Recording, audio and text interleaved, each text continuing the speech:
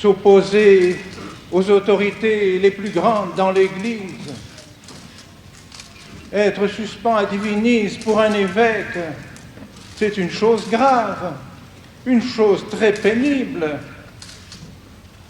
Comment peut-on supporter une chose comme celle-là, sinon pour des raisons excessivement graves? Et oui, les raisons de notre attitude et de votre attitude sont des raisons graves. C'est la défense de notre foi. Je fais une œuvre tout à fait semblable à celle que j'ai accomplie pendant 30 années, et voici que tout à coup, je suis suspens à divinis, peut-être bientôt excommunié, séparé de l'Église, renégat, que sais-je? Est-ce possible?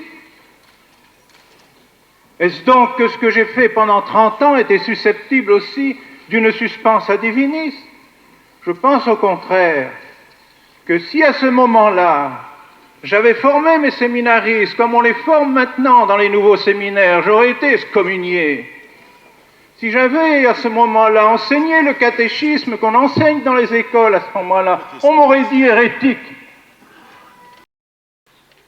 Et si j'avais dit la Sainte Messe, comme on l'a dit maintenant, on m'aurait dit suspect d'hérésie. On m'aurait dit aussi hors de l'Église.